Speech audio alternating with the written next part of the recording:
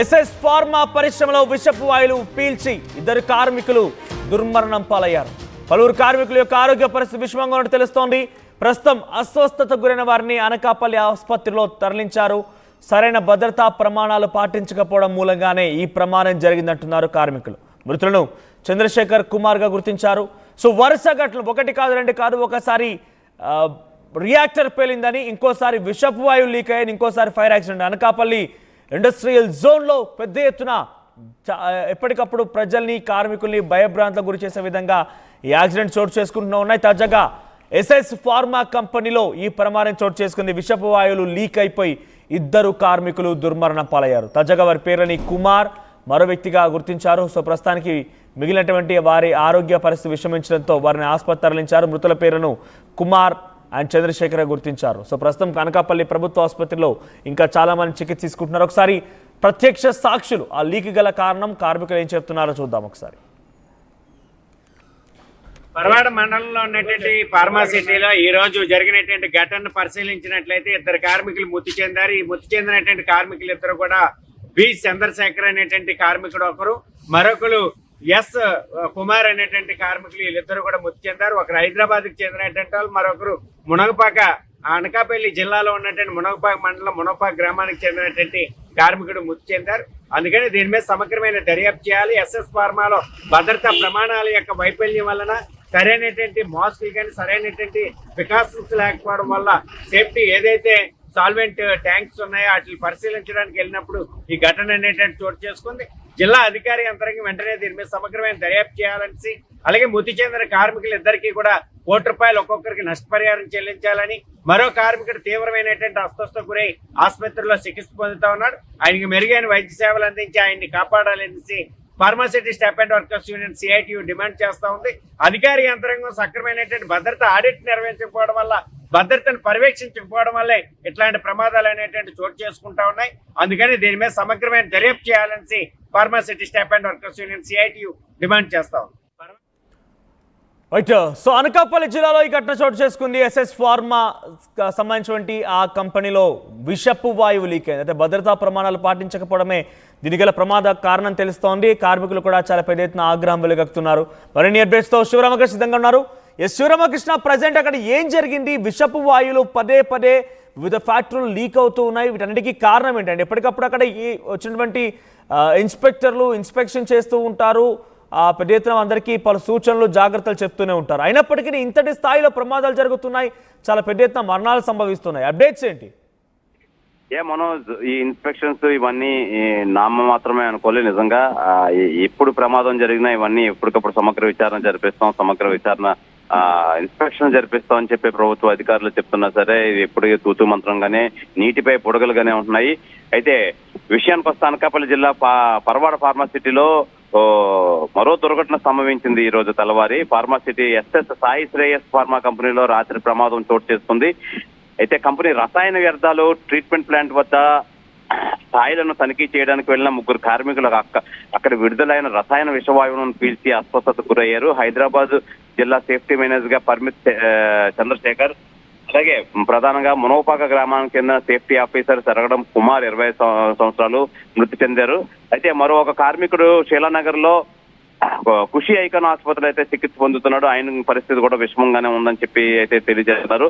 అయితే వెంటనే పరవాడ పోలీసులు అయితే సంఘటన స్థలానికి అయితే చేరుకున్నారు. ప్రధానంగా మనోజ్, మనం చూసుకోవాల్సిన విషయం ఏంటంటే ఇక్కడ ఈ విషవాయువు ఎప్పుడు ఏదైతే వీళ్ళు 3 తనిఖీ చేయడానికి వెళ్ళారో ఆ సమయంలో అయితే ఈ విషవాయువు లీక్ అవడం వల్ల ఈ 3 అస్వస్థతకు గురై 2 కార్మికులు ఘటనా స్థలంలోనే చనిపోవడం అయితే జరిగింది. వాళ్ళిద్దరు డెడ్ బాడీస్ అయితే కేజీహెచ్ కి అయితే తరలించారు.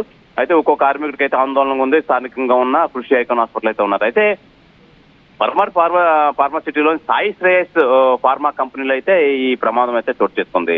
ఈ విషవాయువును పేల్చడంతో 3 కార్మికులు అస్వస్థత, 2 కార్మికులు అయితే చనిపోవడం అయితే జరిగింది. అయితే దీనిపై కేసు నమోదు చేసి దర్యాప్తు అయితే పోలీసులు చేస్తున్నారు.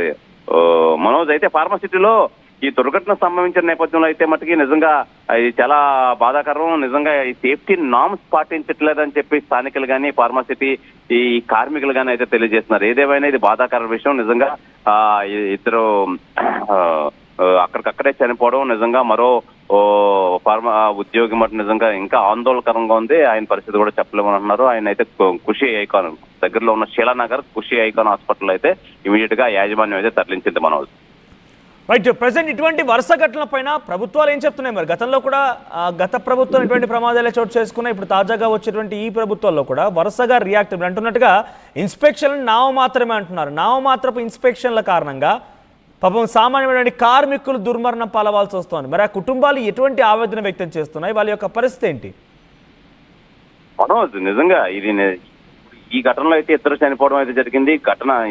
ఇదివరకు ఘటనలో అయితే మట్టుగా నిజంగా ఆ పదుల సంఖ్యలో అయితే ఈ చనిపోవడం అయితే జరిగింది. ఏదేమైనా ప్రభుత్వం అయితే దీనిపై చర్యలు అయితే చేపట్టట్లేదు. ఇలాంటి సంఘటన ఏమైనా జరుగుతుంటే మట్టుకి అప్పటికప్పుడు సమగ్ర విచారణ జరిపిస్తాము, లేదంటే ఇన్స్పెక్షన్ చేయిస్తామని చెప్తున్నారు తప్ప దీని మీద సీరియస్ యాక్షన్ అయితే తీసుకోవట్లేదు. ఏదేమైనా బలైపోతున్న కార్మికులు ఆ కుటుంబ సభ్యులు బలవుతున్నారు. నిజంగా వీళ్ళు ఏమంటే వాళ్ళు పని చేయించుకునే క్రమంలో అయితేనే చూస్తున్నారు తప్ప ఫార్మాసిటీ కంపెనీ నిజంగా దీనిపై చర్యలు అయితే తీసుకోవట్లేదు. నిజంగా దీనిపై ప్రభుత్వం వీళ్ళ మీద సీరియస్ యాక్షన్ అయితే తీసుకోవట్లేదు. యాక్షన్ తీసుకుంటే నిజంగా ఇలాంటిది పునరావృతం కాకుండా ఈ కంపెనీ వాళ్ళు అయితే ఏర్పాట్లు అవి చేసుకుంటారు. నిజంగా కంపెనీ వాళ్ళు అసలు ఈ ఎంప్లాయీస్ సంబంధించి ప్రాణాలతో చెలగాటం ఆడుతున్నారనే చెప్పాలి మనోజ్. నిజంగా ఈ విషయంలో అయితే ఎవరు ఎటువంటి ప్రెసెంట్ మరణించిన వారి కుటుంబీకులకి భరోసాగా ఉంటామని కంపెనీ కానీ అక్కడ ఉన్నటువంటి ప్రభుత్వాలు కానీ స్పందిస్తున్నాయా?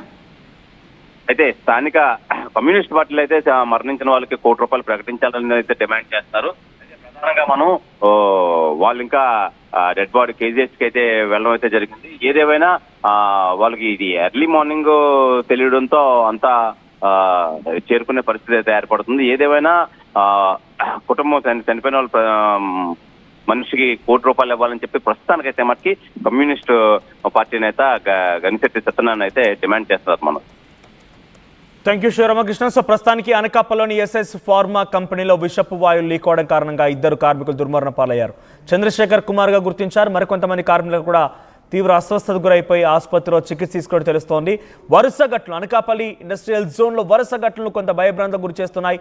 కార్మికుల యొక్క ప్రాణాలని బలి తీసుకుంటున్నాయి. విషపు వాయువులు లీక్ అవడం, ఫైర్ యాక్సిడెంట్ జరగడం, రియాక్టర్లు పేలడం, ఇలా ఒకటి కాదు రెండు కాదు వరుస ప్రమాదాలు బెంబేలెత్తిస్తున్నాయి. అయితే ఇన్స్పెక్షన్లు కూడా జరుగుతూ ఉన్నాయి, కానీ అవన్నీ కూడా నామమాత్రంగానే ఉంటాయి. అక్కడ కంపెనీల యాజమాన్యులకి వత్తాసు పలికే విధంగా ఉన్నా లేకపోయినా సేఫ్టీ ప్రికాషన్స్ తీసుకున్నా తీసుకోకపోయినా ఎప్పటికప్పుడు వాళ్ళ పర్మిషన్స్ రిన్యూవల్ చేస్తూనే ఉంటారు. వాళ్ళకి అన్ని ఉన్నట్టుగానే అప్రూవల్స్ ఇస్తూ ఉంటారు.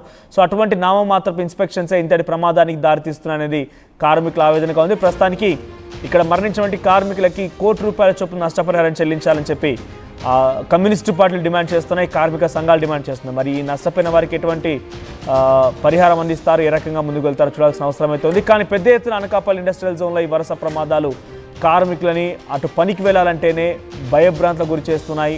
వారు అంతా రెక్కాడితే కానీ డొక్కాడనటువంటి ఆ కుటుంబాలంతా కూడా ఈ పనికి వెళ్ళిపోయి దుర్మరణం పాలవుతున్న నేపథ్యంలో పనికి వెళ్ళాలి, అక్కడ పని చేయాలంటేనే భయభ్రాంతకు గురవుతున్నారు. అటువంటి విధంగా అక్కడ అధికారులు కూడా వ్యవహరిస్తున్నారు. అధికారులు ఎప్పటికప్పుడు తనిఖీలు చేపట్టి ఆ తనిఖీలలో జరిగినటువంటి విషయాలని చాలా క్లుప్తంగా యాజమాన్యం పైన హెచ్చరించి మరి అక్కడ తీసుకోవాల్సిన సేఫ్టీ ప్రికాషన్స్ని మార్చాల్సిన ఎక్విప్మెంట్ పైన పక్కాగా నియంత్రణ నిఘా లేకపోవడం కారణంగా ఇవన్నీ జరుగుతున్నాయని చెప్పి కార్మికులు తీవ్ర స్థాయిలో ఆందోళన వ్యక్తం చేస్తున్నారు.